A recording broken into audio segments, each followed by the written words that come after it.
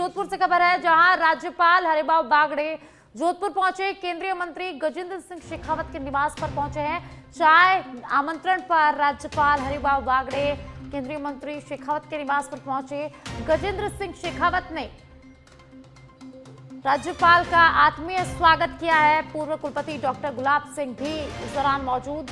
Police और यातायात अधिकारियों ने व्यवस्था संभाली। कुछ देर में जयपुर के लिए एयरपोर्ट रवाना होंगे राज्यपाल हरिभाऊ बागड़े। तो राज्यपाल हरिभाऊ बागड़े का जोधपुर दौरा है और आज केंद्रीय मंत्री गजेंद्र सिंह शेखावत के निवास पर राज्यपाल पहुंचे हैं। आपको बता दें कि चाय आमंत्रण पर केंद्रीय मंत्री के घर पर निवास पर पहुंचे हैं और राज्यपाल हरिभाऊ बागड़े के पहुंचने पर केंद्रीय मंत्री ने उनका आत्मीय स्वागत किया।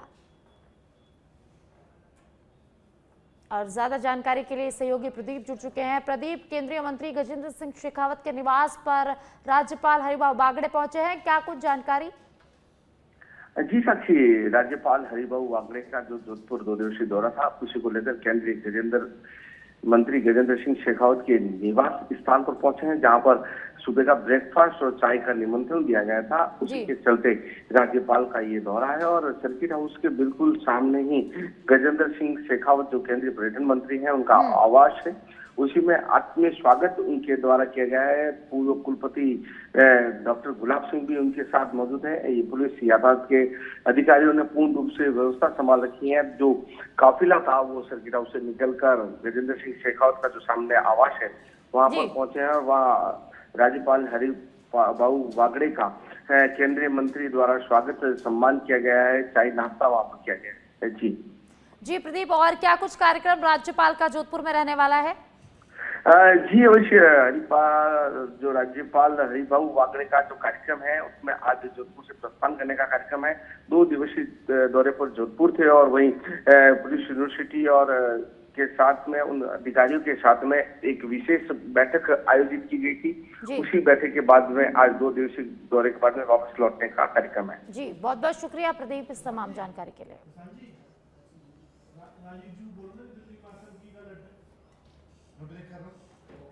राजस्थान विधानसभा में आज सरकार के 2 वर्ष के कार्यकाल को लेकर विशेष चर्चा आयोजित की जाएगी। सदन की कार्यवाही सुबह 11 बजे शुरू होगी और आज प्रश्नकाल और शून्यकाल नहीं रखा गया है, जिससे पूरा समय सरकार की उपलब्धियों और कार्यप्रणाली पर केंद्रित रहेगा। दोपहर में सरकार के 2 वर्ष प्रगति एवं उत्कर्ष 2024, 25 और 26 प्रतिवेदन पर विस्तृत चर्चा होगी। इस दौरान सत्ता पक्ष के सदस्य सरकार की उपलब्धियों, विकास कार्यों और जन कल्याणकारी योजनाओं को सामने रखेंगे, तो वहीं विपक्ष के सदस्य विभिन्न मुद्दों पर सरकार को घेरते हुए उसकी नीतियों और कार्यशैली पर सवाल उठाएंगे। सत्ता पक्ष का दावा है कि पिछले 2 वर्षों में प्रदेश में विकास के नए आयाम स्थापित किए गए हैं, जबकि विपक्ष बेरोजगारी, महंगाई और कानून व्यवस्था जैसे मुद्दों को लेकर सरकार को कटघरे में खड़ा करने की तैयारी में है। शाम को मुख्यमंत्री भजनलाल शर्मा 2 साल बनाम 5 साल पर सरकार की तरफ से विधानसभा में जवाब पेश करेंगे।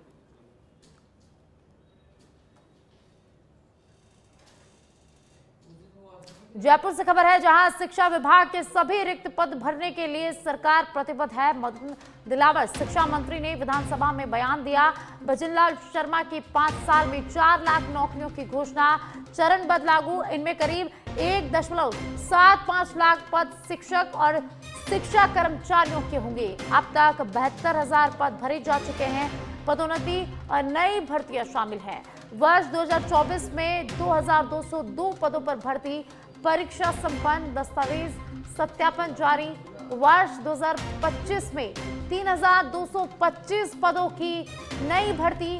चयनित शिक्षक जल्द देंगे सेवाएं। वरिष्ठ अध्यापक भर्ती 2024 में 2,129 और 2025 में 6,500 पद प्रक्रियाधीन। पूर्व सरकार पर बिना पद सृजन विद्यालय क्रमोन्नत करने का आरोप यहां पर लगा है। SC, ST और OBC वर्ग के बैकलॉग पद आगामी भर्तियों में समायोजित होंगे। लक्ष्य रखा गया है कि प्रदेश में कोई भी पद रिक्त न रहे, विद्यार्थियों को गुणवत्तापूर्ण शिक्षा मिले।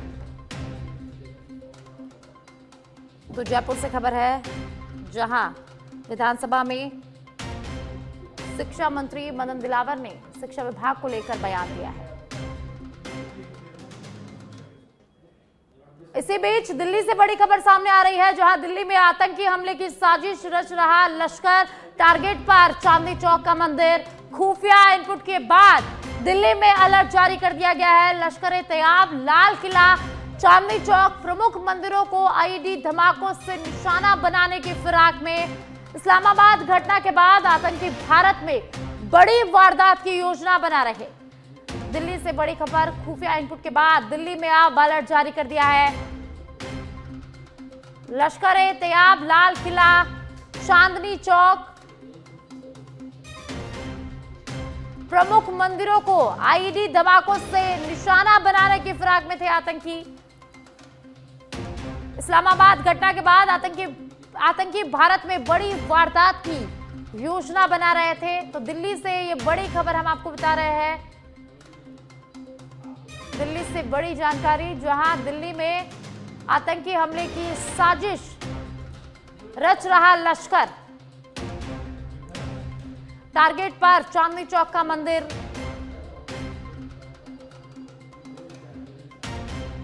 खुफिया इनपुट के बाद अब दिल्ली में अलर्ट जारी कर दिया गया है। लश्कर-ए-तैयब, लाल किला, चांदनी चौक और प्रमुख मंदिरों को आईईडी धमाकों से निशाना बनाने की फिराक में।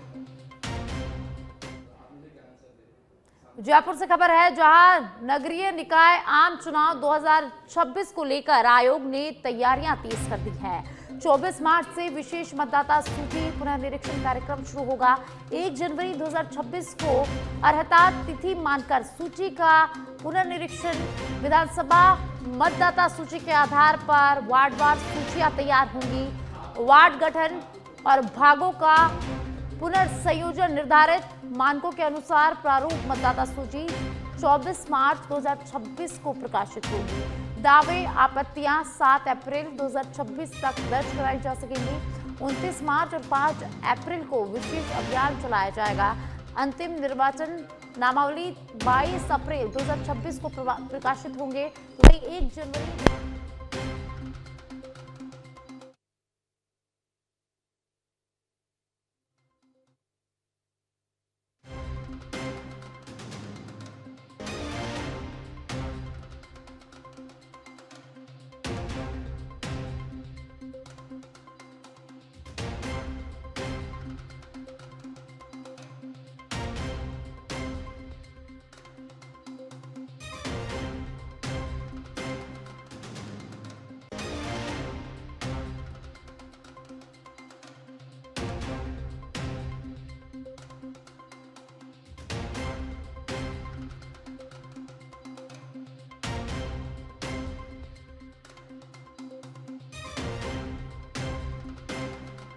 निरीक्षण कार्यक्रम जो है वो शुरू होने वाला है 1 जनवरी।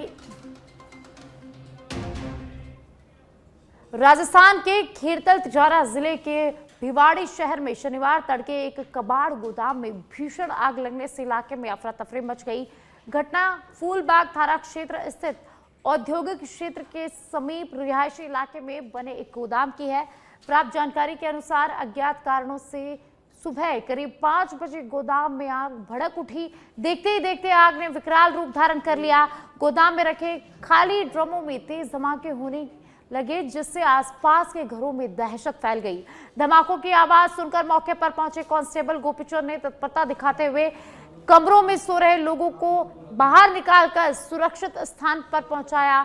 सूचना मिलते ही पुलिस और दमकल विभाग की टीम मौके पर पहुंची और राहत एवं बचाव कार्य शुरू किया गया। दमकल कर्मी राजू के अनुसार आग की लपटें काफी तेज थी और आसपास कई बड़ी औद्योगिक इकाइयां होने के कारण स्थिति संवेदनशील बनी हुई थी। करीब 6 दमकल वाहनों की मदद से काफी मशक्कत के बाद आग पर यहां काबू पाया जा सका है। तो भिवाड़ी से खबर हम आपको बता रहे हैं, जहां एक गोदाम में आग लग गई। सुबह 5 बजे की घटना बताई जा रही है। कड़ी मशक्कत के बाद आग पर काबू पाया जा सका है। भिवाड़ी में कबाड़ गोदाम में भीषण आग लग गई। आग लगने से यहां पर धमाके हुए, जिससे इलाके में दहशत फैल गई। और ज्यादा जानकारी के लिए अभिषेक मेरे साथ जुड़ चुके हैं। अभिषेक, भिवाड़ी में कबाड़ी के गोदाम में भीषण आग लग गई, कैसे ये आग लगी, क्या कुछ जानकारी है? सच्ची जी आपको बताना चाहेंगे, इसमें कबाड़ का गोदाम है जिसमें पॉलीथीन, प्लास्टिक और काफी अन्य मटेरियल भी है, जिसमें अज्ञात कारणों के चलते आग लगी है। और यह आग करीब सुबह 5 बजे के आसपास लगी है। वहीं यह कबाड़ का गोदाम एक रिहायशी इलाका है, साथ में लगता हुआ एक औद्योगिक इलाका भी है जी। इस आग लगने के बाद कॉलोनी में सो रहे अन्य कर्मचारी और साथ में मजदूर, जिन्होंने उनको पुलिस की सूचना पर वो वहां आए और उसके बाद इन लोगों को कांस्टेबल जो फूलबाग थाने में है, उन्होंने इन लोगों को सोते हुए बाहर निकाला और एक सुरक्षित स्थान पर भेजा गया। जी। वहीं दमकल विभाग की 6 गाड़ियों ने इस आग पर काबू पाया है। जी जी, बहुत बहुत शुक्रिया अभिषेक इस तमाम जानकारी के लिए।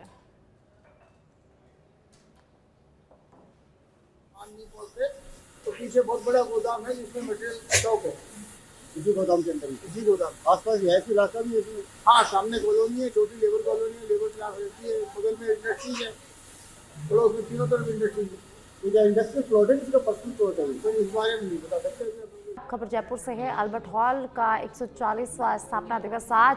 स्थापना दिवस के मौके पर पर्यटकों के लिए खुशखबरी है। आज अल्बर्ट हॉल में पर्यटकों का प्रवेश पूरी तरह से निःशुल्क रहने वाला है। सुबह 11 बजे canvas at the Albert hall शीर्षक से ओपन ड्राइंग प्रतियोगिता का आयोजन होगा। अल्बर्ट हॉल के अधीक्षक महेंद्र कुमार निर्मल ने जानकारी साझा की है। तो आज अल्बर्ट हॉल अपना 140वां स्थापना दिवस मना रहा है और इस अवसर पर पर्यटकों के लिए खुशखबरी है। अल्बर्ट हॉल में पर्यटकों के लिए जो प्रवेश है वो पूरी तरह से फ्री रखा गया है और ड्राइंग कंपटीशन भी आज अल्बर्ट हॉल में रखा गया है। अल्बर्ट हॉल के अधीक्षक महेंद्र कुमार ने जानकारी साझा की है।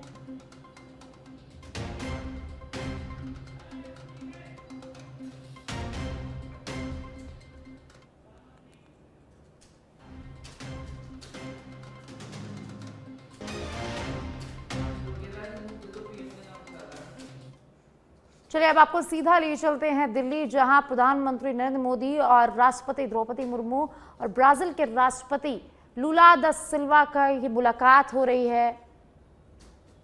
तो राष्ट्रपति भवन पहुंचे हैं ब्राजील के राष्ट्रपति लूला दा सिल्वा।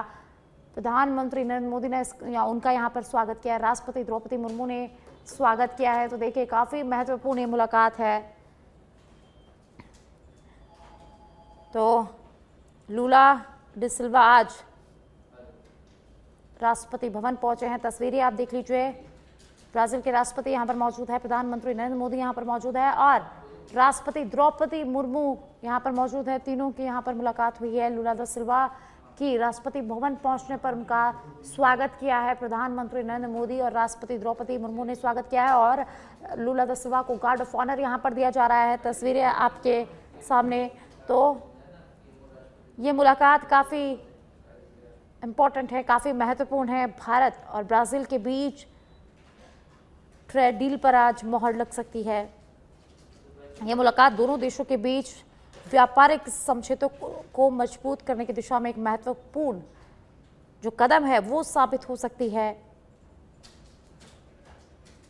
और ज़्यादा जानकारी के लिए पॉलिटिकल एडिटर राजीव तिवारी जुड़ चुके हैं। राजीव, लूला दा सिल्वा ब्राजील के राष्ट्रपति भवन पहुंचे हैं जहां पीएम मोदी और राष्ट्रपति द्रौपदी मुर्मू ने उनका स्वागत किया है। तो क्या कुछ ये जो मीटिंग है वो कितनी महत्वपूर्ण रहने वाली है?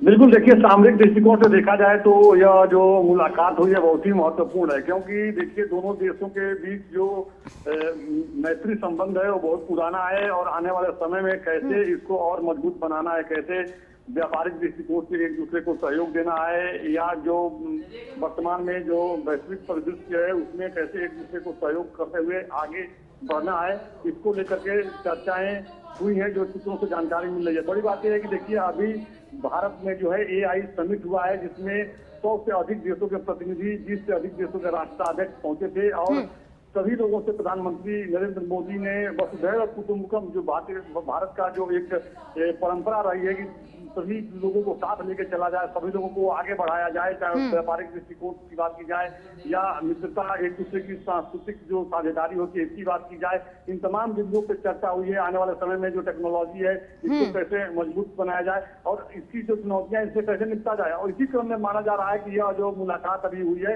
यह आने वाले समय में दोनों देशों की जो मित्रता है और एक दूसरे को जो सहयोग देते हुए आगे बढ़ने की जो क्रम है उसको और मजबूती मिलेगी। जी बहुत बहुत शुक्रिया राजीव इस तमाम जानकारी के लिए। तो राष्ट्रपति भवन में ब्राजील के राष्ट्रपति लुला दा सिल्वा पहुंचे, जहां राष्ट्रपति द्रौपदी मुर्मू और प्रधानमंत्री नरेंद्र मोदी ने उनका स्वागत किया और इसके बाद राष्ट्रपति लुला दा सिल्वा को यहां पर गार्ड ऑफ ऑनर भी दिया गया है। जयपुर से खबर है, जहां आयकर विभाग की तीसरे दिन भी सर्च लगातार जारी है। कान्हा रेस्टोरेंट और संचालक के आवास पर लगातार सर्च जारी है। आयकर ने खुफिया लोकस जीवा से 7.5 करोड़ की ज्वेलरी जो है वो जब्त की है, जिसमें सोने चांदी की और कीमती जेवरात शामिल है। खुफिया लोकर से आयकर ने महंगी शादी करने वालों को भी रडार पर लिया है। 3.5 सालों में 5 स्टार होटल में हुई शादियों को जांच के दायरे में लिया गया है। आयकर ने नगद लेन देन और डिजिटल लेन देन के करोड़ों के हिसाब किताब खंगाले जा रहे हैं। आयकर विभाग ने कार्रवाई में एआई का उपयोग लिया है।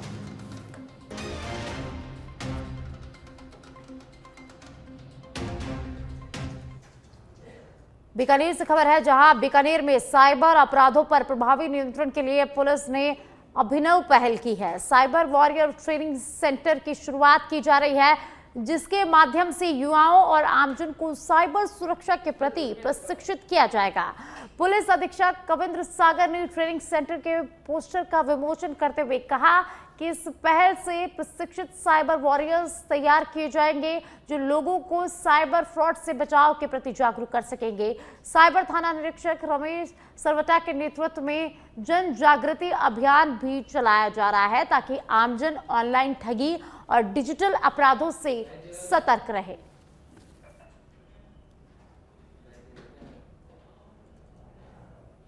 और अब हिंडौन से खबर है, जहां बोर्ड परीक्षा में खुलेआम नकल कराते पकड़ी गई महिला शिक्षक। कक्षा 12वीं की संस्कृत साहित्य विषय की परीक्षा के दौरान परीक्षार्थी की उत्तर लिखते हुए ये जो शिक्षिका ये पाई गई। शिक्षिका रविंद्री कुमारी सीसीटीवी कैमरे में कैद हो गई। नकल कराती हुई शिक्षिका की तस्वीरें प्रारंभिक शिक्षा के जिला शिक्षा अधिकारी इंद्रेश तिवारी ने शिक्षिका को निलंबित कर दिया है। निलंबन काल में शिक्षिका का मुख्यालय टोडा भीम रहेगा। तो हिंडौन से खबर है, जहां 12वीं कक्षा के विद्यार्थी के उत्तर पुस्तिका में उत्तर लिखती हुई शिक्षिका पाई गई थी और अब शिक्षिका को निलंबित कर दिया है। परीक्षा में नकल कराते हुए ये जो महिला शिक्षक है ये पकड़ी गई थी। सीसीटीवी कैमरे में तस्वीरें कैद हो गई थी, जिसके बाद शिक्षिका पर कार्रवाई की गई है। शिक्षिका को निलंबित कर दिया गया है। शिक्षा अधिकारी ने शिक्षिका को निलंबित किया है। परीक्षा में नकल कराते हुए महिला शिक्षक पाई गई थी। आपको बता दें कि 12वीं कक्षा के छात्र की उत्तर पुस्तिका में उत्तर लिखती हुई ये शिक्षिका पाई गई। सीसीटीवी कैमरे में शिक्षिका की तस्वीरें कैद हो गई और अब शिक्षिका पर कड़ा एक्शन लिया गया है। शिक्षा अधिकारी ने शिक्षिका को अब निलंबित कर दिया है।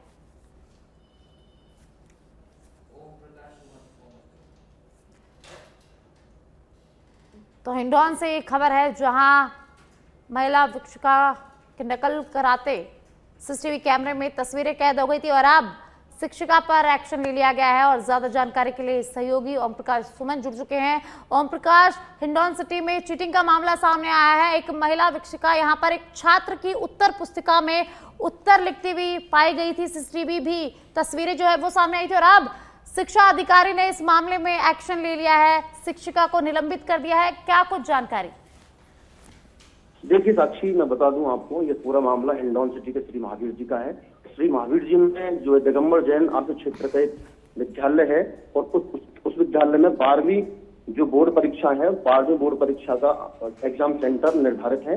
ये जो वाकया है, पूरा वाकया है वो 18 तारीख का है और 18 तारीख को 12वीं कक्षा के संस्कृत साहित्य का पेपर था और संस्कृत साहित्य के इस पेपर में जो शिक्षिका है, लेवल 2 की शिक्षिका है, वीक्षक के तौर पर उनकी ड्यूटी लगी हुई थी वहां पर। और उन्होंने शिक्षिका जो है और वो जो प्रश्न पत्र जो उत्तर पुस्तिका होती है छात्र की, जी। उसमें उत्तर लिखती हुई नजर आई थी जी। और ये जो पूरा मामला है, ये सीसीटीवी जो कैमरा है सारी परीक्षा केंद्र पर, उसमें कैद हो गया। उसकी जो अवलोकन किया गया तो उसमें सारा मामला साफ हो गया और उस मामले में जो जिला शिक्षा अधिकारी हैं प्रारंभिक शिक्षा के इंद्रेश तिवारी हैं, उन्होंने शिक्षिका को जो है निलंबित किया है। जी जी, बहुत बहुत शुक्रिया ओम प्रकाश इस तमाम जानकारी के लिए।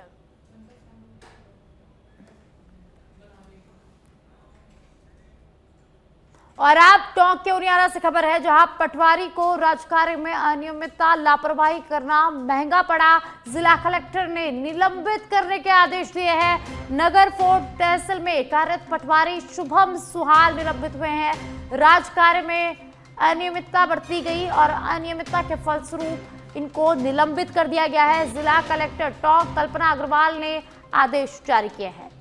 एक पटवारी को अनियमितता करना महंगा पड़ गया है। जिला कलेक्टर ने पटवारी शुभम सुहाल के निलंबन के आदेश जारी किए हैं। पटवारी को राज्य कार्य में लापरवाही करना टोंक में महंगा पड़ गया है, तो जिला कलेक्टर ने निलंबित करने के आदेश जारी कर दिया है। नगर फोर्ट तहसील में कार्यरत पटवारी शुभम सुहाल निलंबित हुए हैं। तो पटवारी को राज्य कार्य में लापरवाही करना यहां पर महंगा पड़ा है। पटवारी को निलंबित कर दिया गया है। जिला कलेक्टर ने आदेश जारी किया है। और अब करौली से खबर है, जहां करौली में ऑपरेशन शिकंजा के तहत पुलिस को बड़ी सफलता मिली है।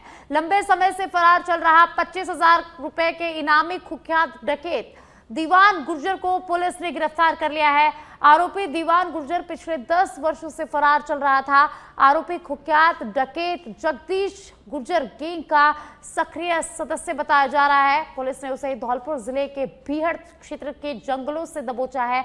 साथ ही आरोपी के खिलाफ डकैती, नकबजनी और मारपीट सहित कुल 7 मुकदमे पहले से ही दर्ज है। वहीं पुलिस अधीक्षक ने बताया कि अपराधियों पर लगाम कसने के लिए ऑपरेशन शिकंजा के तहत लगातार छापेमारी और सर्च अभियान चलाए जा रहे हैं।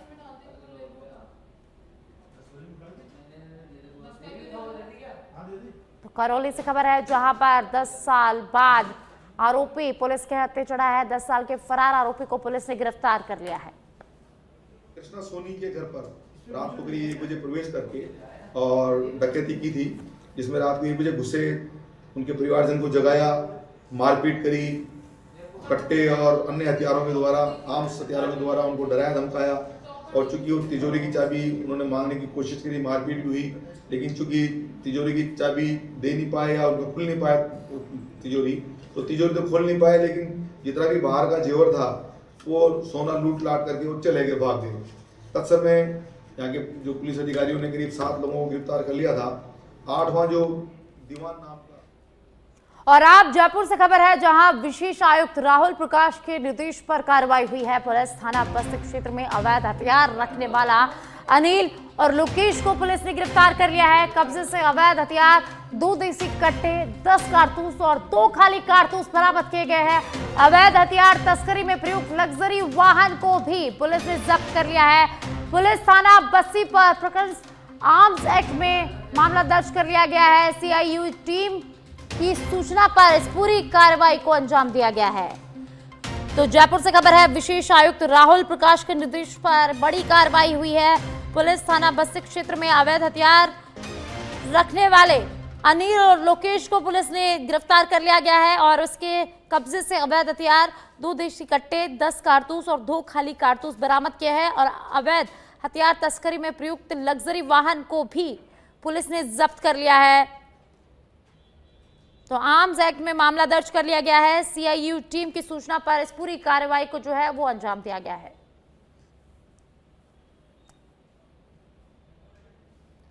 तो जयपुर से खबर है, जहां पर जयपुर पुलिस कमिश्नर सचिन, माफ कीजिएगा, विशेष आयुक्त राहुल प्रकाश के निर्देश पर यह कार्रवाई हुई है।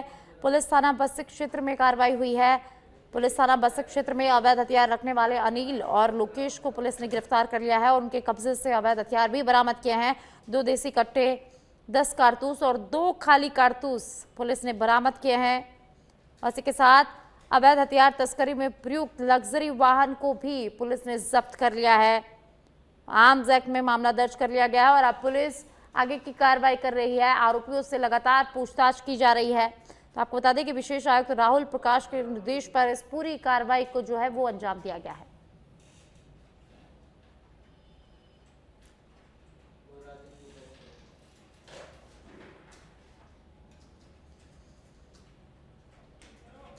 और जयपुर से खबर है जहां पर कार्रवाई हुई है, पुलिस की कार्रवाई देखने को मिली है। और ज्यादा जानकारी के लिए राकेश मेरे सहयोगी जुड़ चुके हैं। राकेश, पुलिस थाना बस्सी क्षेत्र में अवैध हथियार रखने वाले 2 लोगों को गिरफ्तार किया गया है। अनिल और लोकेश को गिरफ्तार कर लिया गया है। किस तरह से इस पूरी कार्रवाई को अंजाम दिया गया है, क्या कुछ जानकारी? देखिए, बस्सी थाना क्षेत्र में स्कॉर्पियो गाड़ी सवार 2 तस्करों को सीआईडी टीम ने काबू किया है, जिनमें अनिल व लोकेश की तलाशी जब ली गई तो 2 देसी कट्टे, 10 कारतूस, 2 खाली कारतूस बरामद किए। इनको गिरफ्तार कर लिया गया है। बहरहाल इनसे हथियार प्राप्ति स्रोत के बारे में पूछताछ कर रही है पुलिस। जी बहुत बहुत शुक्रिया राकेश इस तमाम जानकारी के लिए।